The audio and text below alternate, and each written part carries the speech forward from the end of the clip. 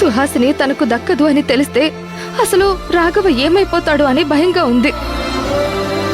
మనిషి అన్నాక పుట్టుక చావులు అన్నీ ఉంటాయి. కానీ సుహాసిని ఆ దేవుడు ముందుగా తీసుకెళ్తున్నాడు. రాఘవను నిదానంగా సుహాసిని తనకు దక్కదు అనేలా మనమే ప్రిపేర్ చేయాలేమో. నాకు అలాగే అనిపిస్తుందండి. కానీ అది ఎలాగో అనేది అర్థం కావట్లేదు.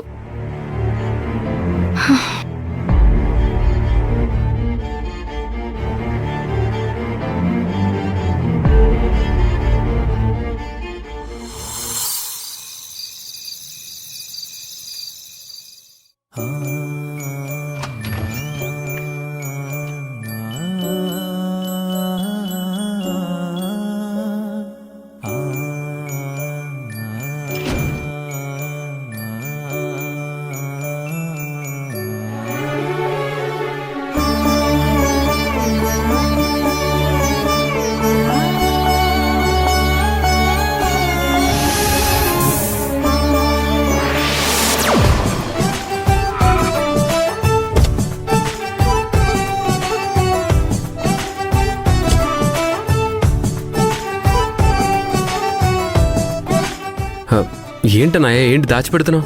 ఏం లేదులేరా. లేదు లేదు, ఏదో తీసుకొచ్చావు. నాకు తెలియకూడదని దాచిపెడుతున్నావు. అబ్బా ఏం లేదని చెప్తున్నాను కదరా, వెళ్ళి పని చూసుకో. అరే నాకు చూపించినంత సీక్రెట్ ఏముంటుందన్నయ్య? ఏ చూపించు. అరే చూపించానా?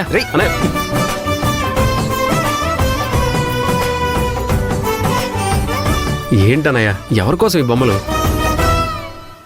నువ్వు చెప్పకపోయినా నాకు తెలిసిలే అన్నయ్య. అక్క గర్భవతి అయిందని తెలియగానే పుట్టబోయే బిడ్డ కోసం ఎన్నెన్ని బొమ్మలు కొన్నావు, ఏమేమి తెచ్చావో అన్నీ చూశాను కదా. పుట్టబోయే అల్లుడి కోసమే అంత చేసిన వాడివి కన్న బిడ్డ కోసం ఏమీ చేయకుండా ఉంటావా? అందుకే ఈ బొమ్మలు తీసుకొచ్చుంటావు, అంతే కదా? బిడ్డ కోసం తీసుకొచ్చి బొమ్మలు నా దగ్గర దాచిపెట్టాల్సిన అవసరం ఏముందన్నయ్య?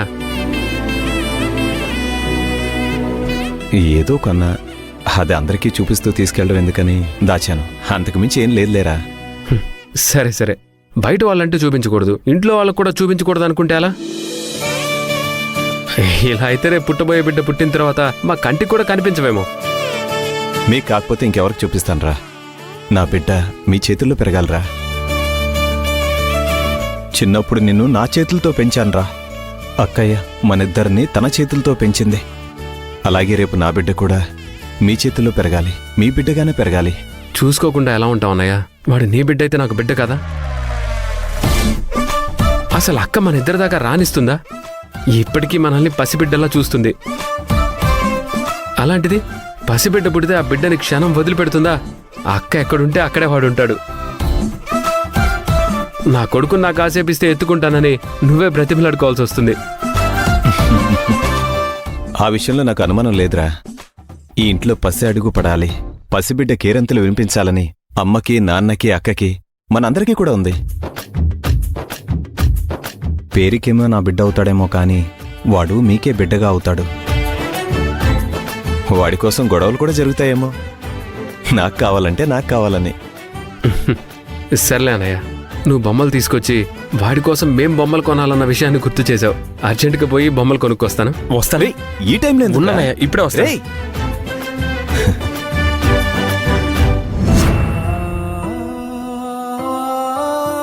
నువ్వు పుట్టకముందే నీకోసం ఈ బొమ్మలు కొనిపెట్టానమ్మా.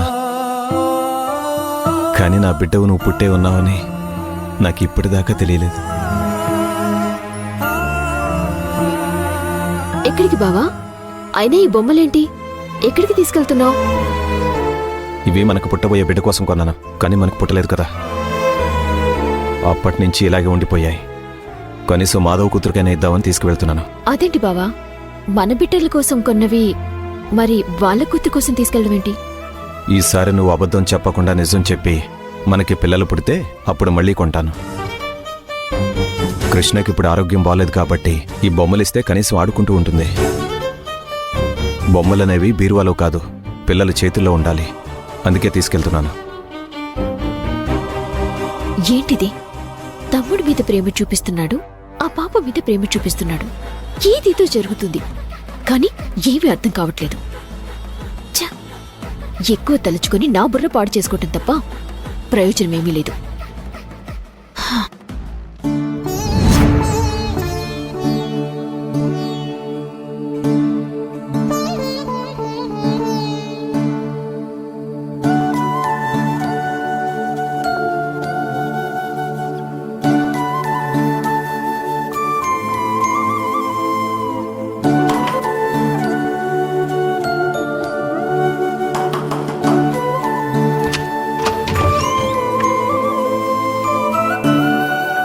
బావగారు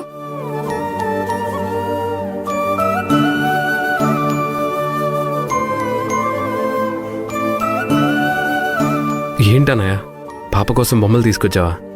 ఈ బొమ్మలు నీకు గుర్తున్నాయారా? చూపించు. రే అరే చూపించానా? అన్నయ్య అప్పుడెప్పుడో కొన్నావు కదన్నయ్య. అవునరా, ఆ రోజు పుట్టబోయే బిడ్డ కోసం తీసుకొచ్చాను. ఇప్పుడు ఈ బిడ్డ కోసం తీసుకొచ్చాను.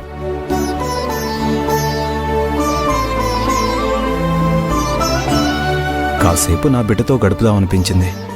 అన్నయ్య నువ్వెంతసేపు ఉండాలనుకుంటే అంతసేపు ఉండు. ఇందులో మమ్మల్ని అడగడం ఎందుకు?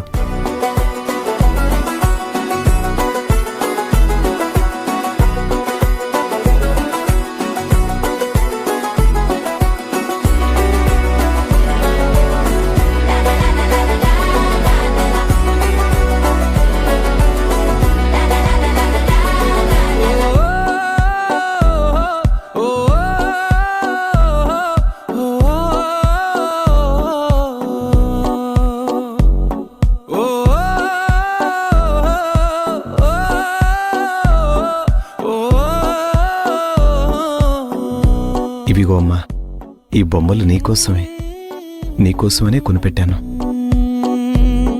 నువ్వు పుట్టావని తెలియకుండానే నీకోసం బొమ్మలు కొన్నాను తెలుసా?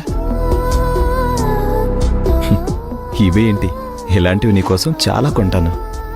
నీకు ఏ లోటు రాకుండా చూసుకుంటాను. ఈ నాన్నని క్షమించమ్మా.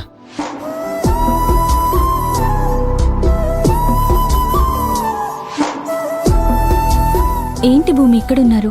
ఇంకా పడుకోలేదా? లేదు సుహాసిని గారు, బావగారు గదిలో ఉన్నారు. రాఘవ్ గదిలో ఉన్నాడా?